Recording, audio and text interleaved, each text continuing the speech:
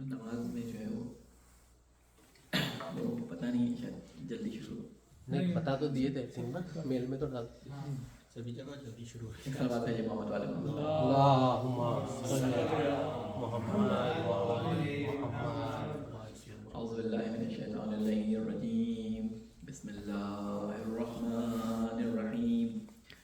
لا حول ولا قوة الا باللہ العلی العظیم. نحمده ونستعینه ونستغفره ونشکره ونتوسل الیہ ونتوکل علیہ.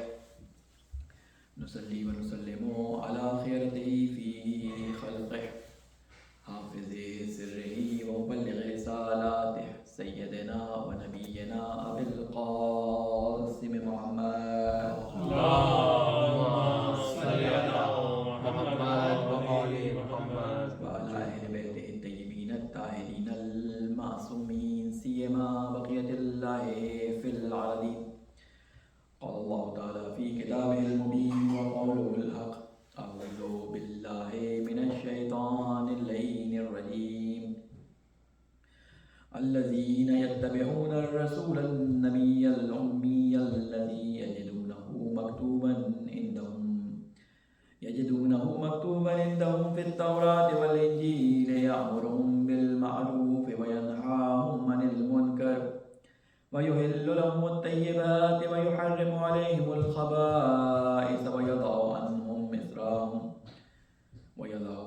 إصرارهم والأغلال التي كانت عليهم فالذين آمنوا به وعزروه ونصروه واتبعوا النور الذي أنزل معه أولئك هم المفلحون. صدق الله العلي العظيم. اللہم صلی علی محمد وعلی محمد. السلام علیکم ورحمۃ اللہ وبرکاتہ. وعلیکم السلام ورحمۃ سب سے اللہ پہلے وبرکاتہ. میں اپنے آپ کو اور آپ تمام مومنین اور جو سننے والے ہیں ان کو تقوی الہی کی وصیت اور نصیحت کرتا ہوں. تقوی وہ حصار ہے، تقوی وہ گارڈ ہے انسان کے لیے کہ جو باہر سے آنے والی آفات جو اس کی روح پر آتی ہیں ان سے انسان کی حفاظت کرتا ہے. اور اللہ تعالیٰ نے قرآن مجید میں جگہ جگہ اس کی تاکید فرمائی ہے کہ انسان اگر اپنی ہدایت چاہتا ہے اور اس ہدایت کے راستے پر باقی رہنا چاہتا ہے کہ جس راستے پہ وہ چل رہا ہے وہ راستہ اس کو اللہ تک پہنچا دے، تو ہدایت حاصل کرنے کے بعد تقوی کا حصول بہت ضروری ہے. کیونکہ ہدایت کی جسے کہتے ہیں مینٹین رکھنے کے لیے، ہدایت کو اپنی جگہ پر قائم رکھنے کے لیے، اس راستے کے مسلسل پاپنجا ہونے کے لیے تقوی الہی بہت زیادہ ضروری ہے. بہت ساری چیزوں کے لیے اللہ تعالیٰ نے قرآن مجید میں تقوی کی ہدایت کی ہے کہ فلاں کام کرو گے تو تقوی مل جائے گا، فلاں کام کرو گے تو تقوی مل جائے گا. یعنی کچھ چیزوں کے کام انجام دینے کی وجہ سے اللہ تعالیٰ نتیجے کے طور پہ کہتا ہے کہ اس سے تمہیں تقوی حاصل ہوگا. جیسے اللہ تتقون کہاں فرمایا کہ تم روزہ رکھو گے تو تمہیں تقوی حاصل ہو جائے گا. اور بعض جگہوں پہ اللہ تعالیٰ فرماتا ہے کہ فلاں کام جو تم نے کیا وہ تقوی کی وجہ سے کیا.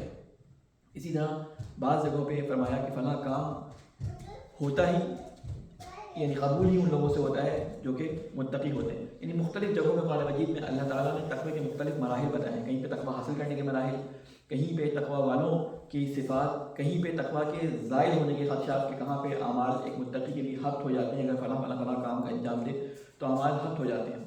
یہ سارے کام، یہ سارے مراحل جو اللہ تعالیٰ نے قرآن مجید میں بتائیں، ان سب کاموں میں ایک چیز جس کا ہم نے اپنے لیے انتخاب کیا تھا کہ وہ راستہ ایک ایسا راستہ ہے کہ جس کو اپنانے کے بعد یا جس کو سمجھ کر اس پہ چلنے کے بعد ہمیں یقیناً تقوی کی منازل کا حصول ہو سکتا ہے. وہ تھا رسول خدا صلی اللہ علیہ وآلہ وسلم رسول خدا صلی اللہ علیہ وسلم کی صفات، ان کی زندگی، ان کے حالات، ان کے کیے گئے کام، ان کے منع کیے گئے کام، ان سے آگاہی حاصل کرنے کے بعد ہم ان کاموں کو اپنی زندگی میں جسے کہتے ہیں کہ جو منع کیے گئے کام ہیں ان سے رکنے کی اور جو حکم دیے گئے ہیں کام ان کو کرنے کی ہمیں توفیق عطا فرمائے. تو اس سلسلے میں ہم نے سیرت النبی کا جو سلسلہ شروع کیا تھا اس میں ہماری گفتگو جو ہے وہ رسول خدا صلی اللہ علیہ وسلم کے آخری زندگی کا جو سال تھا، سال 9 ہجری یا 10 ہجری، جس میں اللہ تعالیٰ کے رسول نے حجۃ الوداع کے بعد جو ہے وہ خطبہ غدیر کا بیان ہمارا جو ہے وہ इस खुतबे में बयान होने को तफसील से हमने आपके सामने बयान किया कि क्या क्या मराहिल पेश आए खुतबा हिज्जतुल विदा के अंदर और क्या क्या चीज़ें जो हैं वो गदीर के खुतबे में रसूल खुदा सल्लल्लाहु अलैहि वसल्लम ने फरमाई। इसी साल के अंदर रसूल खुदा सल्लल्लाहु अलैहि वसल्लम जब गदीर से पढ़ते हैं तो सोचें ज़िलहज्जा के अंदर रसूल खुदा ने ये खुतबा दिया है हिज्जतुल विदा और गदीर का, और ज़िलहज्जा के बाद मुहर्रम, सफ़र, और सफ़र के आखिर में रसूल खुदा इस दुनिया से जो है वो आँख बंद कर चुके थे। तो क्या हुआ कि वो रसूल के जिसकी सेहत, जिसकी तंदुरुस्ती का हाल ये था कि गदीर के दिन हज़रत अली अलैहिस्सलाम को अपने हाथों पर बुलंद करके लोगों के सामने दिखाया था, वो अपनी आखिरी अय्याम में इस हद तक कमज़ोर हो चुके थे कि रवायात में मिलता है कि उनके जिस्म पे जो कुर्ता होता था वो बिल्कुल ऐसा लगता था जैसे किसी ने लकड़ी पे कोई कुर्ता लटका दी। यानी कमज़ोरी की हालत ये थी कि रसूल खुदा से अपने पैरों पर भी चला नहीं जाता था। और वो आखिरी दिन जिसमें रसूल खुदा सल्लल्लाहु अलैहि वसल्लम कहते हैं कि आखिरी 3 दिन या 4 दिन पहले की बात है कि जब रसूल खुदा आखिरी दफ़ा मस्जिद के अंदर आए हैं तो रसूल खुदा की हालत ये थी कि फ़ज़ल जो हज़रत अब्बास चचा के बेटे थे और इमाम अली अलैहिस्सलाम, इन दोनों के कंधों पे रसूल खुदा ने हाथ रखे हुए थे और वो दोनों हाथ रखे रसूल खुदा जो है वो मस्जिद के अंदर आए हैं। इस हद तक रसूल खुदा कमज़ोर हो गए थे। क्या हालात थे, क्या बहरहाल वो तारीख़ की किताबों में मुख्तलिफ जो है दर्ज है। आज मैंने जिस आयत की आपके सामने तिलावत की, ये कुरान मजीद की वो आयत है कि जिसे कहते हैं कि वो कामिल आयत है इस लिहाज से कि सीरतुन नबी के बारे में हमें बताती है कि सीरत नबी में हमारे लिए क्या क्या चीज़ें देखनी ज़रूरी हैं और किन किन चीज़ों में रसूल की इत्तबा ज़रूरी है और कौन कौन लोग हैं जो इन रसूल की इत्तबा करें। ये आयत सूरह आराफ की 157 नंबर आयत है। ये कामिल आयत है, इसमें कामिल हुक्म है एक तरह से, यानी मुख्तलिफ आयतों की निस्बत कि जिसमें रसूल खुदा सल्लल्लाहु अलैहि वसल्लम की इत्तबा के बारे में डिटेल्स बयान की गई हैं। इसमें अल्लाह ताला फरमाता है कि अल्लज़ीना यत्तबिऊन रसूल, इसमें तकरीबन रसूल की 7 सिफ़ात बयान की गई हैं और जो मोमिनीन हैं जो उसकी पैरवी करते हैं उनकी जो है 5 सिफ़ात तकरीबन बयान की, जो मैंने इसमें से निकाली है। और भी उलमा इसमें कोई कहता है इसमें 10 सिफ़ात हैं, कोई कहता है इसमें मुख्तलिफ सिफ़ात निकालते हैं, इसके बारीक रेज़ जिसे कहते हैं कि टुकड़े करते हैं और उसमें से निकालते हैं। लेकिन मैंने जो बज़ाहिर अल्फाज से निकल रही थी उसके हिसाब से कुछ सिफ़ात निकाली हैं रसूल की, इसमें बयान हुई हैं। सबसे पहले इसमें फरमाता है अल्लज़ीना यत्तबिऊन रसूल, के रसूल की सिफ़ात ये है कि जिसकी इत्तबा की जाए। यत्तबिऊना यानी उन लोगों के बारे में बता रहे हैं जो आने वाली सिफ़ात के हामिल होंगे। उनका पहला काम क्या है कि वो इत्तबा करते हैं रसूल की, और उस रसूल की सिफ़ात क्या है, अन्नबीउल उम्मी, कि वो रसूल नबी है जो ख़बर लेके आने वाला है, उस जहान से इस जहान में ख़बर को पहुँचाने वाला है। उम्मी है दूसरी खसूसियत उसकी। उम्मी का मतलब क्या है कि वो जिसने पढ़ना लिखना किसी से नहीं सीखा, या दूसरा मतलब मैंने आपके सामने उम्मी का बयान किया था कि जो अहले किताब थे वो इब्राहीम अलैहिस्सलाम के दूसरे बेटे हज़रत इस्माईल अलैहिस्सलाम यानी जो उनके भाई थे, जो उनके कज़न थे, उन लोगों को उम्मी कहा करते थे। और उस उम्मी कहने की वजह ये बयान करते थे कि हमारे ऊपर सारे रसूल आए, हमारे ऊपर सारी किताबें आईं, तो वो हमारे भाई जिन पे किताबें नहीं आईं, यानी जिन्होंने किताबों से मदरसी निज़ाम से आशनाई बिल्कुल हासिल नहीं की, उनको उम्मी कहा करते थे। तो कहते पहले ही रसूल की सिफत क्या थी कि वो उस ख़ानदान में थे कि जो कभी भी किताब और मदरसे और इस निज़ाम से नहीं गुजरे थे। ये सिफत इस लिहाज से काबिल गौर है कि बाद लोग इसको ना पढ़ा लिखा, मतलब रसूल नाउज़ुबिल्लाह पढ़े लिखे नहीं थे, रसूल खुदा को लिखना पढ़ना नहीं आता था। ये रसूल खुदा ने कहा कि हमने आपको लिखना पढ़ना नहीं सिखाया, ये ऐब नहीं है, लेकिन रसूल खुदा ने लिखना पढ़ना नहीं सिखाया। लेकिन अगर रसूल खुदा के मकातीब जो खतूत उन्होंने लिखे हैं, लिखवाए हैं, यानी लिखवाए हैं, उनको अगर देखें, हमीदुल्लाह साहब ने उन्होंने और एक दश्ती साहब ईरान, उन्होंने तकरीबन रसूल खुदा के 18 से लेकर 20 या 25 खतूत हैं जो उन्होंने निकाले हैं, जो मुख्तलिफ रुआसा, मुख्तलिफ बादशाहों और मुख्तलिफ रियासतों के अमीरों को रसूल खुदा ने लिखे हैं। तो उसमें कितनी बलागत और फसाहत मौजूद है। इसके अलावा दूसरी सिफत या तीसरी सिफत जिसमें बयान की है अल्लज़ी यजिदूनहु मक्तूबन, इसकी तीसरी सिफत यह है कि वो रसूल ऐसा है कि जिसकी खुसूसियात, जिसकी निशानियाँ लिखी हुई हैं, किसमें, मकतूबन इंजील में, और मकतूबन कहाँ पे लिखी हुई हैं, तौरात के अंदर, यानी 2 किताबों में उसकी निशानियाँ मौजूद हैं। ऐसा नबी नहीं है कि उसको कोई पहचानता ना होगा कि तौरात और इंजील में दोनों किताबों में इस रसूल की पेशनगोई की गई है। यामुरुहुम बिल मारूफ, उसकी अगली सिफत यह है कि यामुरुना बिल मारूफ, वो नेकियों का हुक्म देता है, यानी वो चाहता है कि लोग हिदायत पे आ जाएं, वो चाहता है कि लोग अल्लाह के रास्ते पर चलें। और उसके बाद फरमाया वयनहाहुम अनिल मुनकर, वो बुराइयों से रोकता है। क्योंकि बाज़ लोगों का ये आज के ज़माने में इस तरह से है ना कि बाज़ लोग कहते हैं कि ईसा अपनी खबर में जाएंगे, मूसा अपनी खबर में, माइंड योर ओन बिजनेस, ये हमारा काम है, इस्माइल आए, ये इस तरह के जुमले आपने मुख्तलिफ सुनोगे। उस ज़माने में भी लोगों के अंदर ये रुझान पाया जाता था। वो कहते थे कि اپنا کام کرو، دوسرا جو بھی کر رہا ہے اس سے تمہارا کوئی کنسرن نہیں ہے، اس سے تمہارا کوئی مطلب نہیں ہے. لیکن رسول اللہ صلی اللہ علیہ وسلم نے فرمایا کہ نہیں، اگر کوئی تمہارا مومن بھائی یا اگر تمہارا کوئی ایسا انسان جو تم سے کوئی نسبت رکھتا ہے یا جو اللہ کا بندہ ہے اور وہ ایسے غلط راستے پہ جا رہا ہے کہ جو اللہ سے اس کو دور لے جا رہا ہے یا جہنم کے نچلے گڑھے میں لے کے جا رہا ہے، تو تمہارے اوپر واجب ہے کہ اپنے وہ سارے شرائط جو امر بالمعروف و نہی عن المنکر کے وہ سارے شرائط دیکھتے ہوئے اس کو نصیحت کرو اور بہترین طریقے سے نصیحت کرو. ایسے بھی نہ کرو کہ اس نصیحت کی وجہ سے وہ تم سے بدزن ہو جائے، اس دین سے یا اس پیغام سے بدزن ہو جائے. اس لیے خوبصورت طریقے سے اس کو نصیحت کرو. تو اس رسول کا کام کیا تھا کہ یہ لوگوں کو برائیوں سے روکتا تھا. وَيُحِلُّ لَهُمُ الطَّيِّبَاتِ، اور اس نے تمام پاکیزہ چیزوں کو تمہارے لیے حلال کر دیا. اس زمانے میں یہودیوں نے اپنے اوپر بہت ساری چیزوں کو خود سے حرام کر لیا تھا. اسی طرح عیسائیوں نے کچھ چیزوں کو اپنے پر حرام کر دیا تھا. مثلا شادی کو اپنے پر حرام کیا ہوا تھا انہوں نے، اونٹ کے کسی خاص حصے کو اپنے پر حرام کیا ہوا تھا انہوں نے، گائے کے کسی خاص حصے کو حرام کیا ہوا تھا. تو کچھ چیزیں اپنے کو انہوں نے حلال کی بھی تھی، کچھ چیزیں انہوں نے حرام کر دی تھی. اللہ تعالیٰ فرماتا ہے کہ اس رسول کا کام کیا ہے کہ وہ چیزیں جو پاکیزہ ہیں، طیبات ہیں، ان کو اس نے تمہارے لیے حلال کیا. وَيُحَرِّمُ عَلَيْهِمُ الْخَبَائِثَ، اور سے تمام خبائث جتنی خبیث چیزیں تھیں، ایسی چیزیں کہ جن کے نقصانات تھے، ایسی چیزیں کہ جو تمہاری نفس اور تمہارے جسم دونوں کے لیے پاکیزہ نہیں تھی، ان چیزوں کو اس نے تمہارے لیے حرام کر دیا. وَيَضَعُ عَنْهُمْ إِصْرَارَهُمْ، اور اس کے بعد جو اس نے کام کیا کہ وہ قید، وہ بوجھ جو ان کی گردنوں پہ موجود تھا، ان بوجھوں سے، ان قیدوں سے لوگوں کو گمراہیوں سے نجات دلائی اس رسول نے. اغلال التي كانت عليهم، یہ تو ہو گیا. فالذین آمنوا، پس وہ لوگ، اب یہ صفات بیان کی جا رہی ہیں ان لوگوں کی جن کا ذکر شروع میں کیا گیا تھا، الذین یتبعون الرسول، ان کی صفات بیان کی جا رہی ہیں کہ یہ لوگ کون ہیں.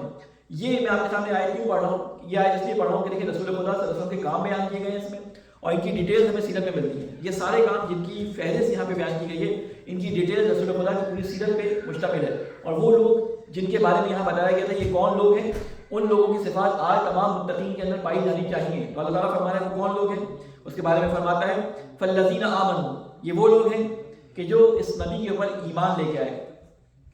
نبی کے اوپر اسلام لے کے نہیں آئے، نبی کے اوپر ایمان لے کے آئے. ایمان لانے کا مطلب یہ ہوتا ہے کہ ایمن ہونا، یعنی وہ پیغام جو رسول نے دیا تھا اس پیغام کے اوپر عمل کرنے سے اپنے آپ کو امنیت میں سمجھنا کہ اگر رسول کا یہ حکم ہے، بظاہر ہمیں اس سے کوئی نقصان نظر آ رہا ہے، یا بظاہر اس سے ہمیں جنگ میں جانے کا خطرہ مول لینا پڑ رہا ہے، یا بظاہر اس سے ہمیں تکلیفوں میں رہنا پڑ رہا ہے، یا مکہ کی زندگی میں بظاہر ہمیں کافروں کی سختیاں برداشت کرنی پڑ رہی ہیں، لیکن کیونکہ رسول نے بتا دیا تو یہ ہمارے لیے امنیت کا باعث ہے. اگر وہ امنیت ہمیں ابھی نظر نہیں آ رہی تو یقیناً وہ امنیت ہمیں خداوند کریم قیامت میں دوزخ کی آگ سے بچا کر اللہ تعالیٰ ہمیں امنیت دے دے گا، یا بعد میں ہمارے لیے امنیت آ جائے گی. پھر اس کے بعد جو اگلی صفت ان مومنین کی بیان کی جاتی ہے وَأَزَّرُوهُ، اور یہ اس کی حمایت کرتے ہیں. خالی یہ نہیں کہ اس پہ ایمان لے کے آئے، بلکہ کہیں مصیبت میں یہ رسول آتا ہے تو یہ اس کی حمایت بھی کرتے ہیں. وَنَصَرُوهُ، اور نہ صرف حمایت کرتے ہیں زبان سے اپنی، نہ صرف زبان سے اپنی حمایت کرتے ہیں، نہ صرف اپنے مال سے حمایت کرتے ہیں، وَنَصَرُوهُ، بلکہ اس کی مدد بھی کرتے ہیں. نصر کہتے ہیں جنگ کے اندر کسی کی مدد کرنا. نصر کہتے ہیں نصر من اللہ والفتح قریب، جو کہتے ہیں کہ اللہ تعالیٰ کی مدد نزدیک ہے. تو یہ کہ اللہ تعالیٰ کی مدد جنگ کے اندر، یعنی جہاں پہ لڑائی ہو رہی ہو، جہاں پہ جنگ ہو رہی ہو، جہاں پہ قتال ہو رہا ہو، وہاں پہ اللہ تعالیٰ کی مدد، یعنی جہاں پہ بھی برے حالات ہوں. آج کی جنگ تلواروں سے نہیں ہو رہی، آج کی جنگ میڈیا وار چل رہی ہے. آج کی جنگ جسے کہتے ہیں مختلف افکار اور مختلف قسم کے نظریات پھیلانے کی جنگ چل رہی ہے. تو کہتے ہیں کہ یعنی ان میں آپ بہت ساری چیزوں کو لا سکتے ہیں کہ نصر کو یہ مدد کرتے ہیں. وَاتَّبَعُوا النُّورَ الَّذِي أُنزِلَ مَعَهُ، اور یہ اتباع کرتے ہیں اس نور کی جو کہ نازل ہوا معاہو، اس رسول کے ساتھ، یعنی قرآن مجید. یعنی یہ تمام مومنین جن کی یہاں پہ صفات بیان کی جا رہی ہیں، ان کی ایک خصوصیت سب سے بڑی یہ ہے کہ یہ اتباع کرتے ہیں کس چیز کی؟ اس قرآن کی، اس نور کی جو رسول خدا صلی اللہ علیہ وسلم کے ساتھ نازل کیا گیا. اولئک هم المفلحون، اور پس یہی لوگ ہیں کہ جو فلاح پانے والے ہیں. فلاح پانے والے ہیں یعنی جن کو نجات ملنے والی ہے. یہ آیت ہمیں اس بات کی طرف دعوت دے رہی ہے کہ ہم یہ فہرست جو یہاں بیان کی گئی ہے اور وہ مختلف خصوصیات جو رسول خدا کی مختلف اشاروں کی صورت میں قرآن مجید میں موجود ہیں، ان کو سیرت النبی کے اندر تلاش کرنے کی کوشش کریں. لہٰذا ہم نے یہ سلسلہ آپ کے سامنے شروع کیا، اور الحمدللہ جو ہماری گفتگو تھی سیرت النبی کے سلسلے میں وہ یہاں تک پہنچی کہ رسول خدا کے آخری ایام تھے، اور اس زمانے میں کہ جب رسول خدا کی تقریباً آخری ہفتہ یا 2 ہفتے رہ گئے تھے تو رسول خدا آخری دفعہ اعلان کیا کہ میں لوگوں سے ملنا چاہتا ہوں. بہت دن سے رسول خدا اپنی طبیعت خراب ہونے کی وجہ سے مسجد میں نہیں جا رہے تھے، اور یہ آخری موقع کب آیا؟ یہ آخری موقع اس وقت آیا کہ رسول خدا ایک دفعہ بقی کی زیارت سے واپس آ رہے تھے، اور زیارت یا نماز جنازہ پڑھا کے وہاں سے واپس آ رہے تھے. اس کے بارے میں اہل سنت کہتے ہیں کہ زیارت سے آ رہے تھے، اہل تشیع میں کہتے ہیں کہ وہاں پہ ایک جنازہ پڑھا کے آ رہے تھے. مثلا اس سے کوئی فرق نہیں پڑتا کہ وہ جنازہ پڑھا کے آ رہے تھے تو وہیں پہ آپ کے سر میں درد شروع ہوا، اور اس درد کے بعد جب آپ گھر پہنچے تو اس دن جس بیوی کی باری تھی اس کے بارے میں کہا جاتا ہے کہ حضرت عائشہ تھی، ان کے گھر میں پہنچے اور وہاں پر انہوں نے کہا کہ میرے سر میں درد ہو رہا ہے. تو انہوں نے آگے سے کہا کہ میرے بھی سر میں درد ہو رہا ہے، میں نے اپنے سر پہ دوپٹہ یا جو بھی چادر ہے وہ باندھی ہوئی ہے.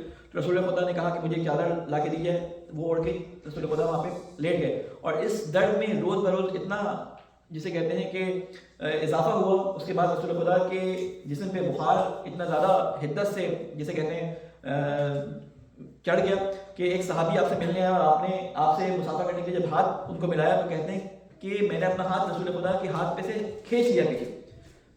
کسی نے پوچھا کیوں؟ تو کہا کہ میں نے یہ سوال رسول خدا سے کیا کہ رسول خدا میں نے آپ کے جسم پہ ہاتھ لگایا، آپ کا جسم تو عام آدمیوں کی نسبت بہت زیادہ جو ہے وہ گرم ہے اور تپ رہا ہے. تو رسول خدا نے فرمایا کہ انبیاء علیہ السلام کے اوپر جو بخار آتا ہے، جو بیماری آتی ہے، وہ عام لوگوں کی نسبت دگنی ہوتی ہے. یعنی رسول خدا کی بخار کی حدت بھی تھی، سر درد کی حدت بھی تھی، جس کی وجہ سے رسول خدا بار بار غشی کے عالم میں چلے جاتے تھے. مختلف اصحاب آتے تھے آپ سے ملنے کے لیے، اور ایک وقت وہ آ گیا کہ اس کے بعد سے رسول خدا پھر مسجد نماز پڑھانے کے لیے نہیں جا سکے. اس کے بعد رسول خدا ایک دن ذرا سا افاقہ ہوا، رسول خدا نے حکم دیا کہ جاؤ مختلف مشکیزوں میں 7 کنوؤں کا پانی بھر کے لے کے آؤ. ان مشکیزوں میں 7 کنوؤں کا پانی بھر کے لایا گیا. رسول خدا نے کہا کہ مجھے ایک وہ ٹب ٹائپ کی جو ان کے ہوتے تھے پیالے بڑے بڑے جس میں غسل کیا کرتے تھے، تو کہا کہ اس کے اندر یہ 7 مشکیزوں کا پانی میرے اوپر ڈالا جائے اور اعلان کروا دو کہ آج میں مدینے کی مسجد کے اندر لوگوں سے ملنا چاہتا ہوں.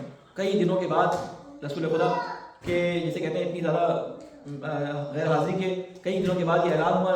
اصحاب کے جسے کہتے ہیں خوشی کا عالم بڑھ گیا. لوگ جو نہیں بھی آ رہے تھے مسجد میں وہ بھی اس اعلان کو سننے کے بعد مسجد میں جمع ہو گئے. مسجد نبی چھلک رہی تھی. اس وقت رسول اللہ صلی اللہ علیہ وسلم نے جسے کہتے ہیں کچھ بہتری محسوس کی. تو کہا جاتا ہے کہ آپ مسجد کے اندر تشریف لے کے آئے. جب رسول خدا کو لوگوں نے آتے ہوئے دیکھا تو لوگوں کی چیخیں نکل رہی. اور وہ چیخیں کیوں نکلی کہ رسول خدا کی حالت ایسی تھی کہ کمزوری کے وجہ سے رسول خدا سے چلا نہیں جا رہا تھا، اور حضرت علی اور حضرت فضل کے کانوں میں رسول خدا نے ہاتھ رکھے ہوئے تھے اور آپ کے پیر زمین پہ گھسٹتے ہوئے آ رہے تھے، یعنی پیر بھی نہیں زمین پہ رکھے جا رہے تھے. اس طرح رسول خدا کی حالت ہو گئی تھی. اس کے بعد رسول خدا نے کہا کہ مجھے ممبر کی نچلی ہی سیڑھی پہ بٹھا دو. اوپر چڑھنے کی رسول خدا کی ہمت نہیں تھی.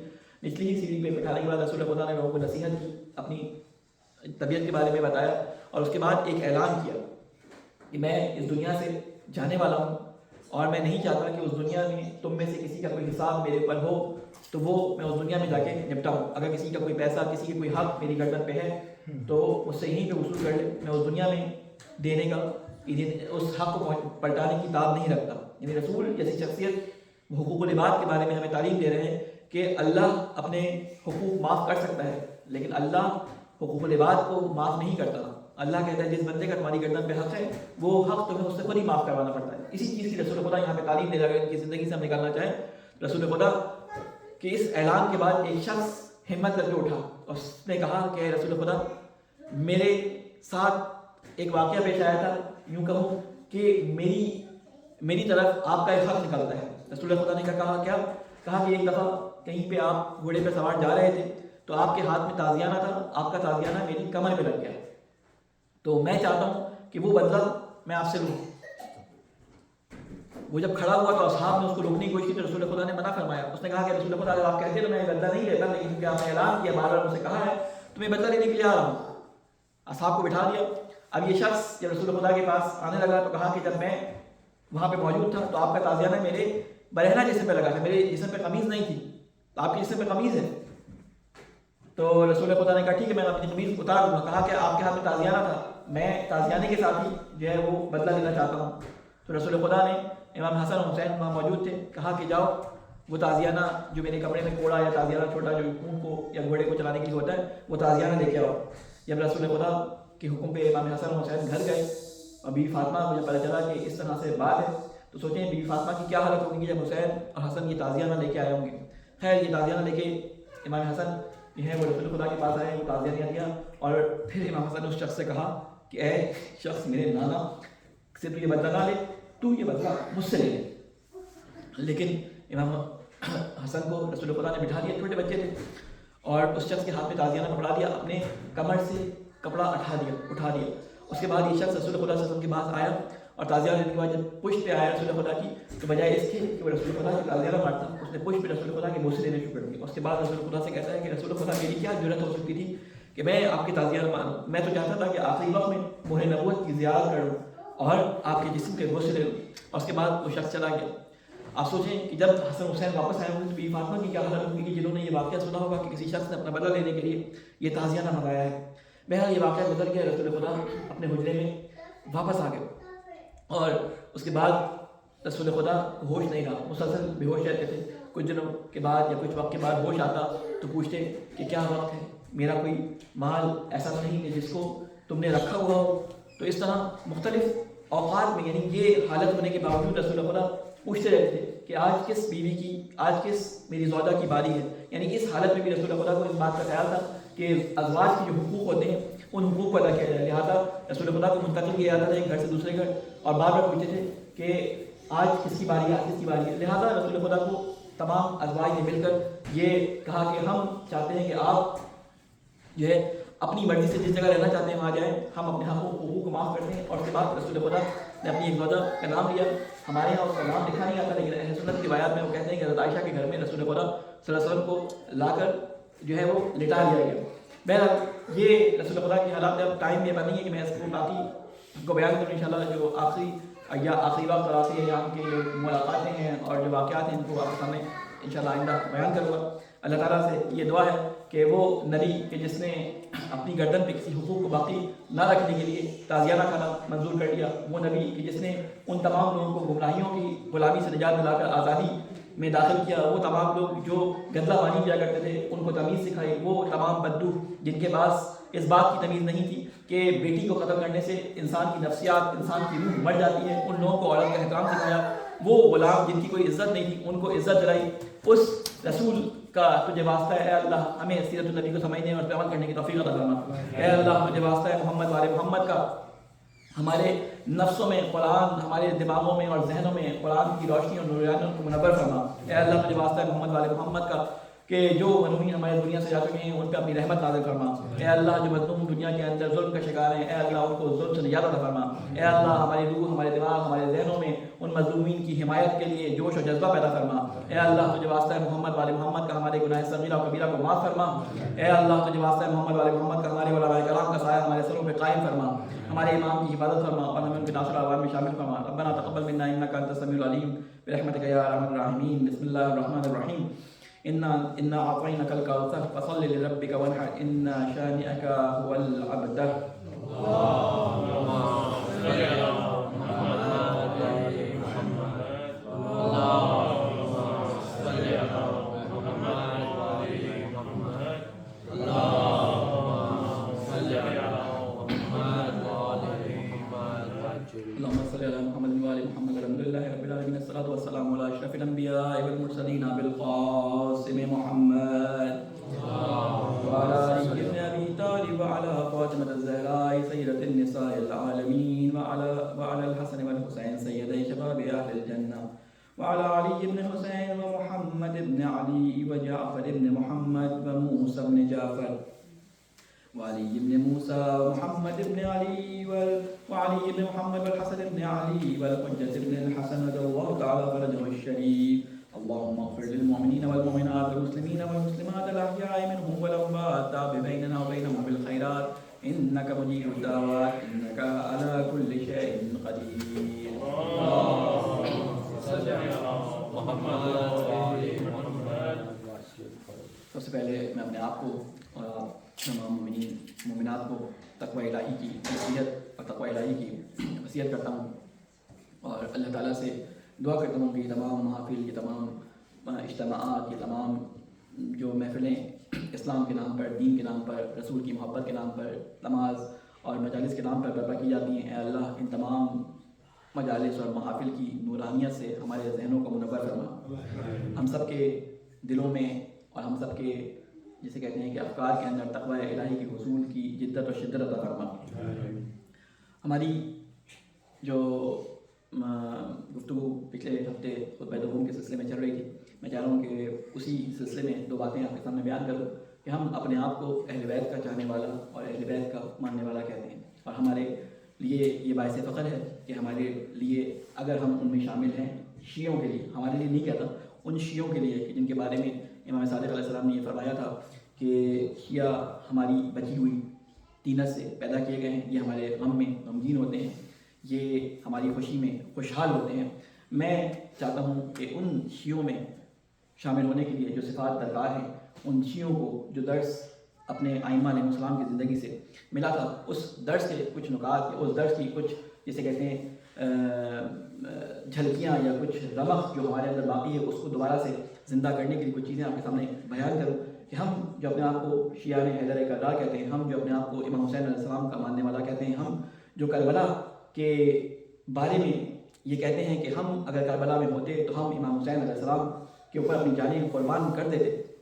تو آج اگر ہم اپنی اطراف میں دیکھیں تو ہمیں کئی لوگ اس بات یا اس سوال کا جسے کہتے ہیں اس سوال کو کرتے ہوئے نظر آتے ہیں، ہمارے بچے، ہمارے نوجوان جو ہمارے عقیدے اور اس سے تعلق نہیں رکھتے، ان سب کے ذہنوں میں اس ثقیل اور اس جسے کہتے ہیں کہ بڑے واقعے کے بارے میں ایک سوال اٹھتا ہے کہ جب اس زمانے میں اتنے سارے مسلمان موجود تھے، اس زمانے میں اتنے سارے جو ہے اپنے آپ کو رسول کی امت کہنے والے موجود تھے، تو کس طرح رسول کے نواسے کو اس زمانے میں شہید کر دیا گیا؟ ہم کربلا سے سبق لیتے ہوئے کچھ چیزیں دیکھنا چاہتے ہیں کہ کربلا میں کیا ہوا تھا، کربلا میں امام حسین علیہ السلام نے کیا ہوا تھا، کیا کیا تھا۔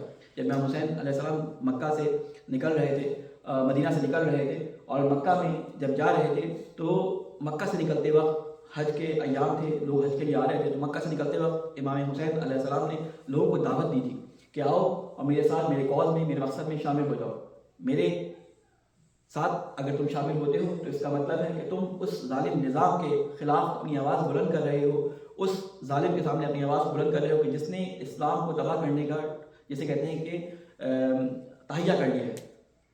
اور اس کے بعد ایک جملہ امام حسین علیہ السلام نے کہا کہ اگر تم میرا ساتھ نہیں دیتے تو میں تمہیں اس واقعے کی یاد دلاتا ہوں جو حلف الفصول کا واقعہ تھا۔ حلف الفصول کا واقعہ تھا، حلف الفصول کے واقعے کے بارے میں نے آپ کو بتایا تھا، وہ کیا واقعہ تھا کہ اس واقعے کے اندر یہ ہوا تھا کہ ایک شخص حج کے دنوں میں مکے کے اندر آیا، اس نے اپنا کچھ سامان لوگوں کو بیچا، اور جس عرب شخص نے، جو مکہ کے رہنے والے نے وہ سامان خریدا، اس شخص کو جو باہر سے آیا تھا پیسے دینے سے انکار کر دیا، اس کا سارا مال بھی لے لیا، اور یہ یہاں پر بغیر پیسے کے ہو گیا۔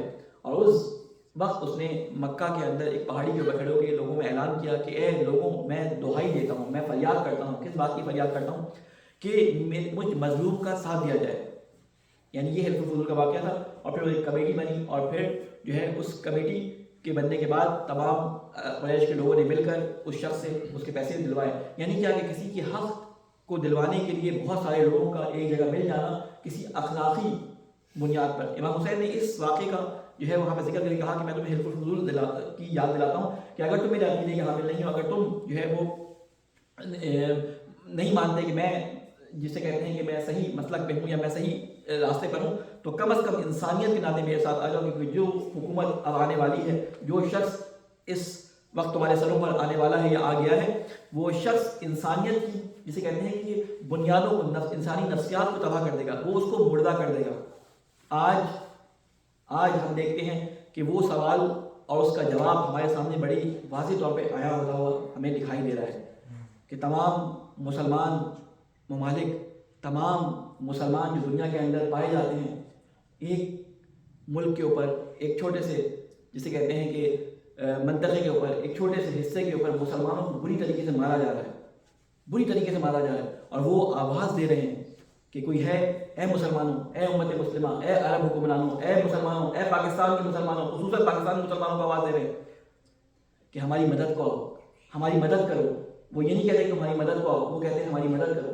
تو جس طرح آج ہم صرف سن رہے ہیں اور ان کے لیے دعاؤں کے بارے میں کہہ رہے ہیں کہ یہ دعا کرو ان کے لیے، یہ بالکل شاید وہی سچویشن رہی ہو کہ اس وقت کے مسلمانوں کے ساتھ پیش آئی ہو، لیکن میں کہتا ہوں کہ اس وقت کے مسلمانوں کو اتنی سختیاں اور اتنی جسے کہتے ہیں پابندیاں نہیں تھیں ان کے اوپر، وہ مدد کر سکتے تھے۔ امام حسین علیہ السلام نے اپنا پیغام پہنچا دیا تھا کہ امام معصوم موجود تھا، لیکن آج ہم دیکھتے ہیں کہ جس طرح امام مظلوم تھے، اسی طرح مظلوم اور بھی موجود ہیں، اور وہ مسلسل ہمیں آواز دے رہے ہیں۔ آپ کے لیے میں کچھ روایات جمع کر کے لے کے آیا تھا کہ ان روایات کو صرف آپ کے سامنے امام کی باتوں کو کچھ بیان کروں تاکہ اس سے شاید ہمارے دلوں میں کوئی بات تازہ ہو جائے جو اللہ تعالیٰ نے ہماری فطرت میں رکھی تھی، اور حالات اور ڈر اور خوف نے ان باتوں کو ہمارے اندر دبا دیا. صلوات علی محمد والے محمد پہ.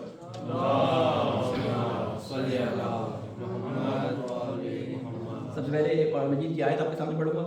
اس میں اللہ تعالیٰ یہ فرماتا ہے کہ وما لکم لا تقاتلون فی سبیل اللہ والمستضعفین من الرجال والنساء والولدان الذین یقولون ربنا اخرجنا من هذه القرية الظالم اهلها واجعل لنا من لدنك ولیا مخذولا واجعل لنا من لدنك نصیرا. اور تمہیں کیا ہو گیا ہے کہ تم اللہ کے راستے میں نہ لڑو اور کمزور مردوں اور عورتوں اور بچوں کی خاطر جو تمہیں آواز دے رہے ہیں کہ ہماری مدد کو آؤ، تم لڑنے کے لیے نہ نکلو. اور وہ لوگ کیا کہہ رہے ہیں کہ اے ہمارے پروردگار ہمیں اس شہر سے نکال دے جس کے باشندے ظالم ہیں، اور ہمارے لیے اپنے پاس سے کوئی حمایتی بنا دے، اور ہمارے لیے اپنی بارگاہ سے کوئی مدد یا کوئی مددگار بنا دے. آج یہ آیت فلسطینیوں کی اس پکار کو ہمارے لیے بہت واضح طور پہ پہنچا رہی ہے کہ یہ پکار صرف فلسطینیوں کی، صرف فلسطین کے مظلوم بچوں اور بہنوں کی نہیں ہے، بلکہ یہ پکار ہر مظلوم کی ہے. اور مظلوم کے بارے میں جو روایات ہمارے پاس آئی ہیں، مظلوم کے بارے میں جو اللہ تعالیٰ کا ہمیں حکم دیا گیا، ہمارے اوپر جو چیزیں واجب کی گئی ہیں، اس کے بارے میں رسول خدا صلی اللہ علیہ وسلم فرماتے ہیں کہ اتقوا دعوت المظلوم، کہ ڈرو مظلوم کی پکار سے. کیوں؟ فَإِنَّمَا يَسْأَلُ اللَّهُ تَعَالَى حَقَّهُ، کیونکہ وہ اللہ سے اپنا حق مانگتا ہے، وہ اللہ سے اپنا حق مانگتا ہے. ان اللہ تعالیٰ لم يمنع ذا حق حقه، اور اللہ کسی بھی حقدار کو جو اس سے اپنا حق طلب کرے اس کے حق کو اس کو ادا کرتا ہے. یہ پکار تو اللہ تعالیٰ تک پہنچ رہی ہے، یہ پکار، یہ فریاد اللہ تعالیٰ تک پہنچ رہی ہے، لیکن اللہ تعالیٰ مدد نہیں کر رہا. بعض دفعہ اللہ تعالیٰ کی مدد دیر سے آتی ہے. ہم سمجھتے ہیں کہ اللہ تعالیٰ مدد نہیں کر رہا، لیکن اللہ تعالیٰ اس مدد کو ایک خاص مرحلے تک تاخیر میں رکھتا ہے. کیوں؟ اس لیے کہ وہ دیکھنا چاہتا ہے کہ جو قرآن مجید میں نے یہ فریاد بلند کی تھی اور کہا تھا کہ تم میں سے کچھ لوگ ہیں وہ اس مظلوم کی آوازوں پہ نہیں نکلتے، ان لوگوں کو میں پہچانوں، تاکہ کل کو ان کے پاس حجت نہ ہو کہ ہمیں تو پیغام پہنچا ہی نہیں، ہم تو مدد کرنا چاہتے تھے لیکن اللہ نے خود ہی مدد کر دی. اللہ تعالیٰ کے لیے زمان بہت طولانی ہے، اللہ تعالیٰ کے لیے یہ زمان ہماری طرح مختصر نہیں ہے. اللہ تعالیٰ امتحان میں ہمیں ڈالتا ہے، اللہ تعالیٰ ہم سب کو امتحان میں ڈالتا ہے.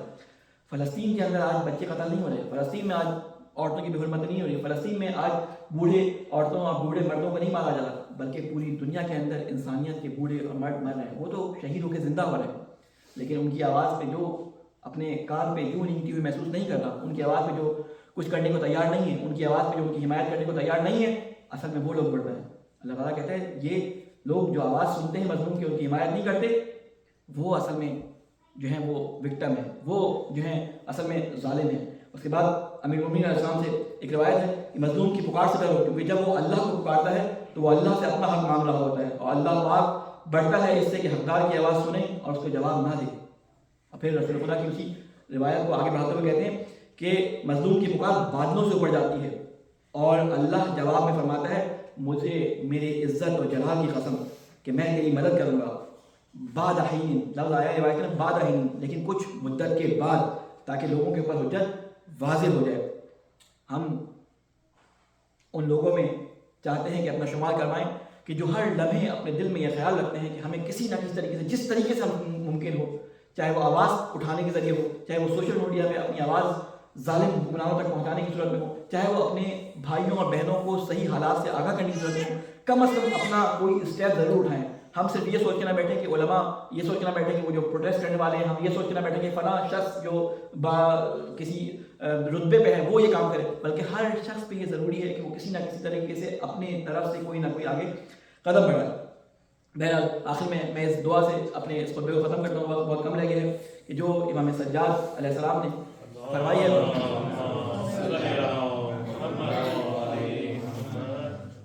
کہ جس کے اندر امام سجاد علیہ السلام 3 باتوں کا ذکر کر رہے ہیں، کیونکہ وقت نہیں ہے میں صرف ایک بات کا ذکر کروں گا. اس میں امام سجاد فرما رہے ہیں، یہ ہماری بھی دعا ہے، یوں کہہ رہے ہیں کہ ہماری ترجمانی میں شاید یوں کہہ رہے ہیں کہ امام سجاد علیہ السلام یہ دعا میں تعریف فرمائیے. امام فرماتے ہیں اللہم انی اعتذر الیک من مظلوم ظلم بحضرتی فلم انصرہ، اے اللہ میں تجھ سے معذرت خواہی کرتا ہوں، اے اللہ امام سجاد کی انہیں الفاظ کو ہم اپنے الفاظ میں دہراتے ہوئے کہتے ہیں اے اللہ ہم بھی تجھ سے معذرت خواہی کرتے ہیں. امام کیا فرماتے ہیں؟ اس مظلوم کی فریاد کے بارے میں کہ جس کو میرے سامنے ظلم کا شکار بنایا گیا اور میں اس کی مدد نہ کر سکا یا میں نے اس کی مدد نہ کی. اے اللہ ہم بھی تجھ سے معذرت چاہتے ہیں کہ تیرے اس معصوم ہستی کا تو یہ واسطہ ہے کہ جس نے ہماری زبانوں میں جس نے ہمارے ذہنوں میں یہ بات ڈالی کہ کم از کم ہم معذرت خواہی ہر وقت کرتے رہیں کہ اللہ ہم تجھ سے معذرت چاہتے ہیں کہ ہمارے سامنے کچھ لوگوں پہ ظلم ہو رہا تھا ہم دیکھ رہے تھے لیکن ہم ان کی مدد نہیں کر پا رہے تھے. اے اللہ تجھے واسطہ ہے محمد والے محمد کا ان مظلوموں کو جلد از جلد اس ظلم سے نجات عطا فرما. اے اللہ اسرائیل کو نابود فرما. اے اللہ تجھے واسطہ ہے محمد والے محمد کا کہ جہاں جہاں مسلمان ظلم کا شکار ہیں اے اللہ اس ظلم سے ان کو نجات عطا فرما. اے اللہ تجھے واسطہ ہے محمد والے محمد کا ہمارے مرحومین جو دنیا سے جا چکے ہیں ان پر اپنی رحمت نازل فرما. اے اللہ ہمارے گناہ صغیرہ و کبیرہ کو معاف فرما دے. اے اللہ تجھے واسطہ ہے محمد والے محمد کا قرآن کی نور سے ہمارے دلوں اور ذہنوں کو منور فرما. اے اللہ اس کے مطالب کو ہمارے لیے آسان فرما. اے اللہ علماء کرام کا سایہ ہمارے سروں پہ قائم فرما. اے اللہ تجھے واسطہ ہے محمد والے محمد کا وہ ڈر جو دشمن سے ہمارے ذہنوں میں بیٹھا ہو اس ڈر کو ہمارے ذہنوں سے نکال دور کر. اے اللہ تجھے واسطہ ہے محمد والے محمد کا ہمارے امام کی حفاظت فرما. ہمیں ان کے ناصر الاعوان میں شامل فرما. ربنا تقبل منا انک انت السمیع العلیم. بسم اللہ الرحمن الرحیم. قل هو اللہ احد اللہ الصمد لم یلد ولم یولد ولم یکن له کفوا